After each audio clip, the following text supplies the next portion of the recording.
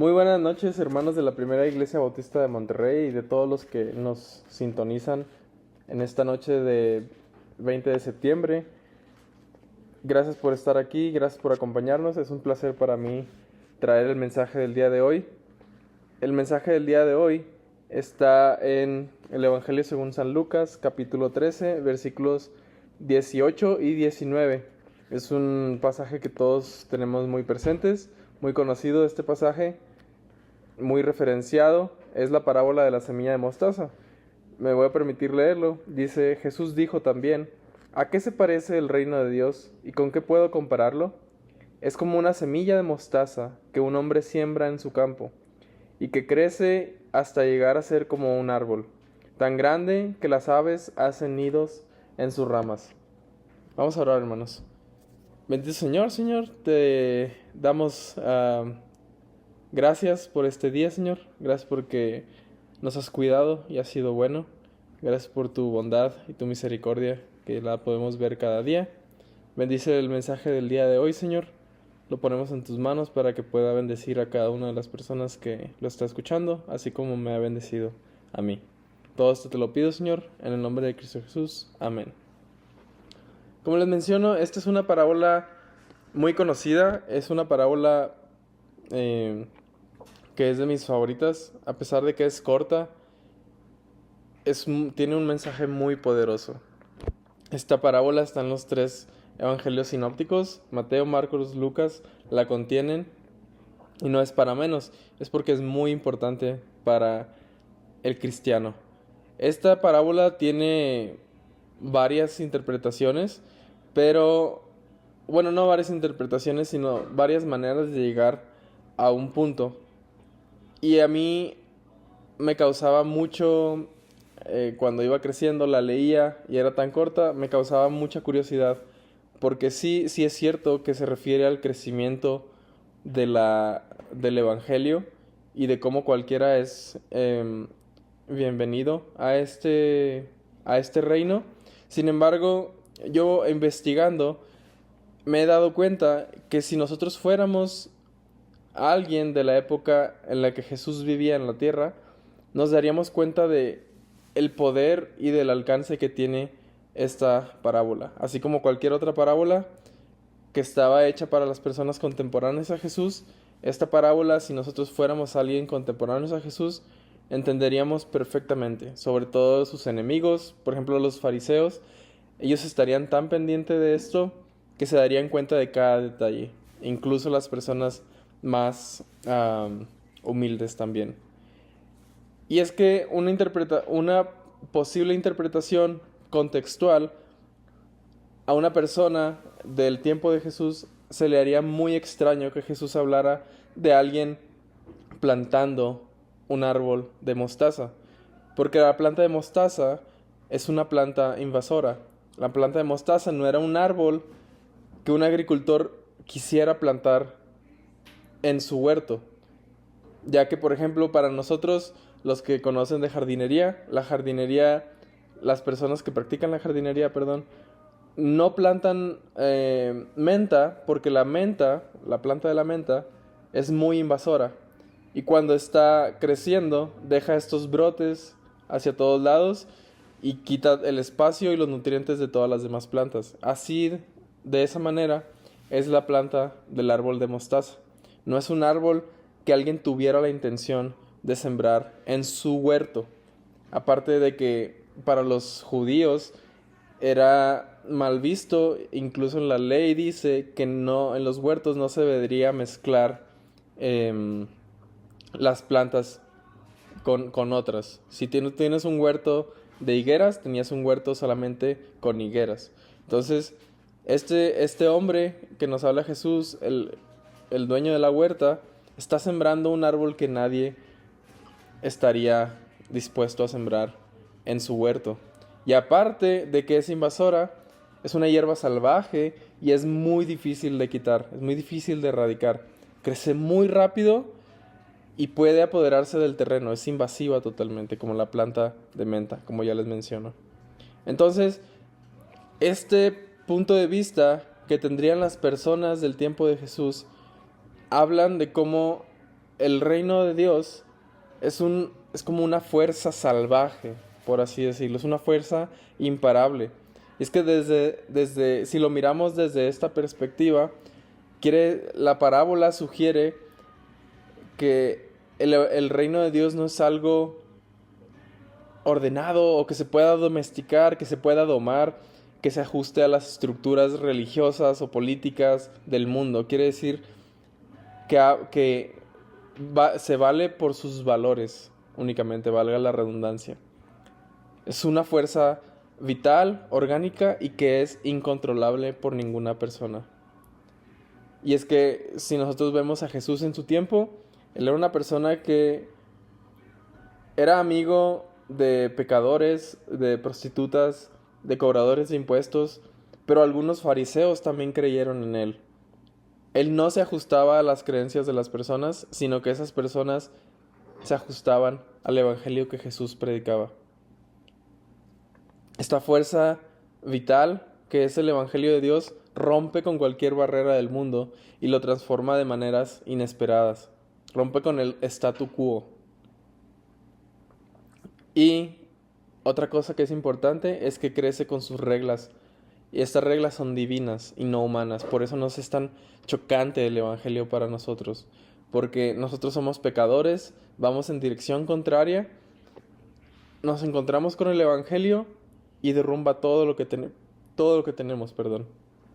Esta naturaleza incontrolable, pues me parece impresionante. Me parece algo que si tenemos el contexto correcto, podemos absorber todavía más el impacto de estas palabras de Jesús. Lo primero que quiero resaltar es que el Evangelio y el reino de Dios es algo intencional. Esta persona dueña del huerto plantó la semilla de mostaza. Es algo intencional. Hay un deseo, hay un objetivo detrás de esta acción de sembrar la semilla de mostaza. No fue por casualidad o un error. No, esta persona tuvo la intención de sembrar esa semilla de mostaza. Esto nos habla del amor de Dios. Lo que dice Juan 3:16 es clarísimo. Dios amó al mundo tantísimo que dio a su Hijo unigénito. Él tuvo la intención de amarnos primero. Y lo podemos comparar a una hierba invasora, como les mencionaba antes. Esta hierba salvaje, que no tiene quien la pare, pues crece de manera que no puede ser controlada por las autoridades humanas. Y eso es algo que nos debe llamar la atención a nosotros. Porque a veces queremos que la iglesia sea lo que a mí me gusta. Pero en realidad la iglesia y el reino de Dios deben ser como a Dios les gusta. El mismo Jesús sometió su voluntad al Padre cuando estaba aquí en la tierra y estaba pasando por momentos difíciles de ansiedad y de dolor antes de la cruz. Pero este reino no puede ser controlado ni por hombres ni por nadie, porque viene del corazón mismo de Dios. Y este crecimiento impuro del que les decía, según Levítico 19:19 y Deuteronomio 22:9, en el que se habla de la pureza, de cómo debías tú tener tus huertos, en el cual se habla de prohibir la mezcla de diferentes semillas en un mismo campo, pues habla de cómo Jesús venía a moverle el tapete a todos. Porque los hombres de ese tiempo, los fariseos, eran legalistas, eran fundamentalistas. Y habían puesto en el hombre de aquella época un peso mucho más grande del que podían llevar. Ellos habían hecho la ley mucho más pesada de lo que debía ser. Tenían su propia ley. Era ley de hombres y no ley de Dios. Entonces cuando Jesús habla de esto, como un desafío a la ley de pureza ritual, hace sonar en la mente de los fariseos y de los legalistas, pues que algo no está bien con este Jesús desde su perspectiva.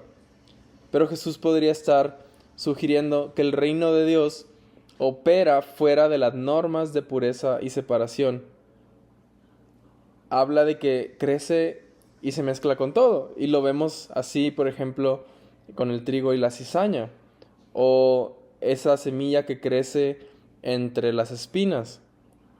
Esto desafía todas las categorías de lo puro y lo impuro, ya que estas personas exageraban y se fijaban más, por ejemplo, en el exterior y no veían el interior de las personas. Y Jesús les dijo, ustedes son como sepulcros adornados por fuera, pero vacíos por dentro, con huesos solamente.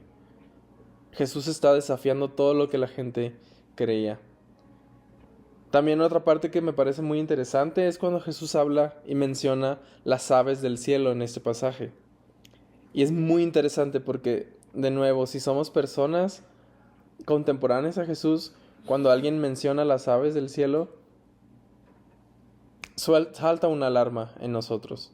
Y es que las aves del cielo que vienen y anidan en sus ramas es mucho más que algo bonito o poético. Esta es una alusión directa a algunas imágenes proféticas del Antiguo Testamento, que la gente judía que escuchaba a Jesús podría reconocer al instante.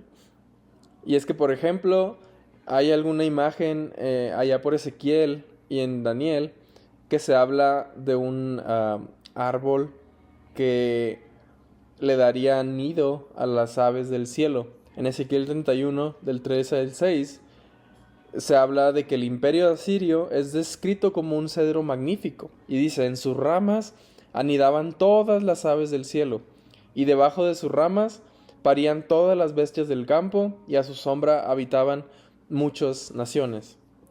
En Ezequiel mismo, el capítulo 17, del versículo 22 al 24, en este pasaje, Dios mismo promete plantar un cedro en el monte de Israel que crecerá y se hará majestuoso, y toda clase de aves anidará en él, a la sombra de sus ramas anidarán.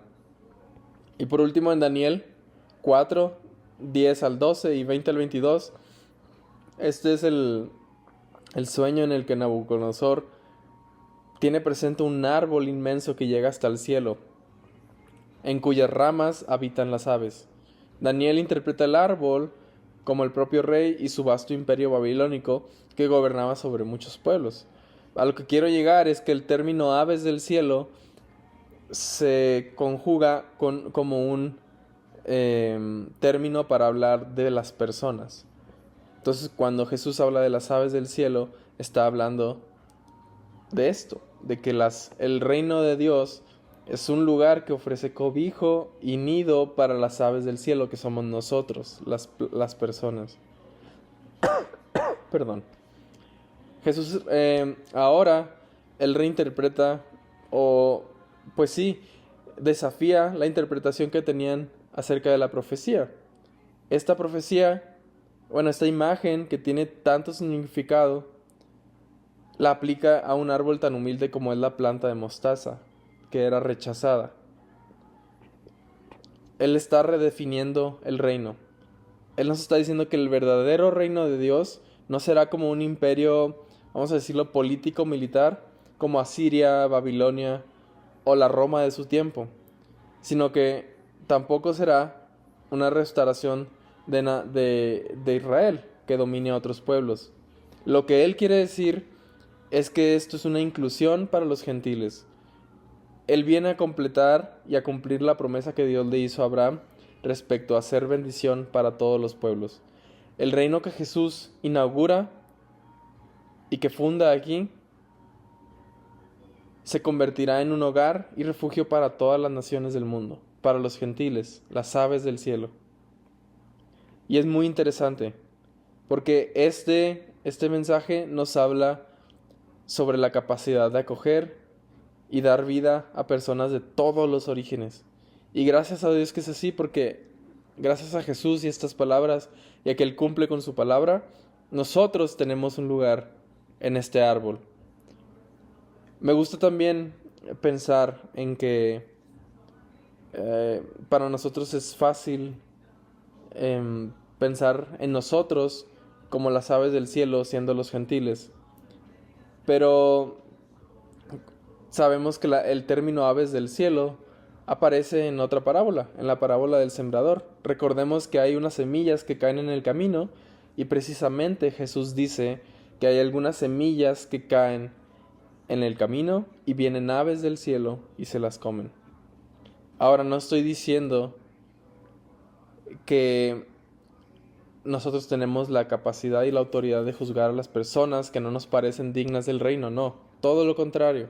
Solamente estoy sugiriendo, y creo que la Biblia nos habla de esos. Hay lobos vestidos como oveja. Hay personas, hay pastores que no son dueños de las ovejas o ladrones que vienen a robar las ovejas. Estas aves del cielo también pueden ser personas que vengan a hacer daño. Tenemos que tener cuidado, tenemos que vivir aferrados al Evangelio, tenemos que vivir confiando en Jesús para que estas aves del cielo pues no puedan hacernos daño a nosotros. Porque estas personas, si bien no son salvas, pueden entrar y convivir con las personas de la iglesia de Jesús. Solamente es una imagen que vino a mi cabeza y creo que es válido y necesario estar atentos a esto. Pero también para nosotros es importante que pensemos en las aves del cielo, que las aves del cielo no son todas agradables. Existen aves del cielo que no son como el colibrí o el censontle o el gorrión, que son hermosos a la vista y que son agradables para nosotros. Existen también zopilotes y gavilanes y todo este tipo de aves carroñeras que no son agradables a la vista, que para nosotros podrían parecer hostiles, insalvables, pero que para Dios y para Jesús, que miran el corazón, son aves o personas, en este caso, necesitadas. Es una advertencia también para nosotros. Este árbol de mostaza que anida a todas las aves del cielo debe ser refugio para todos y cada uno de nosotros, no solamente para los que nos agradan o nos caen bien. Y es que, como conclusión, vemos el poder de esta parábola tan tangible cuando conocemos un contexto más cercano y más próximo a Jesús. Es impresionante lo que pocas palabras nos pueden enseñar del corazón y de la intención de Dios. Para nosotros queda entonces confiar en que el Evangelio es esta fuerza imparable, incontrolable, salvaje, que no obedece a las reglas del mundo. Vivimos en tiempos complicados, pero aún así Dios nos pide que confiemos y que trabajemos con Él. Y la otra cosa, seamos y demos la bienvenida a las aves del cielo. Hay muchas personas que necesitan salvación, que necesitan refugio y descanso.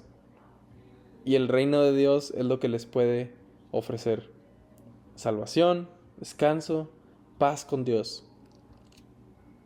Por eso las aves del cielo vienen y reposan en Él. Espero que haya sido de bendición para ustedes esta predicación, hermanos. Que el Señor les bendiga.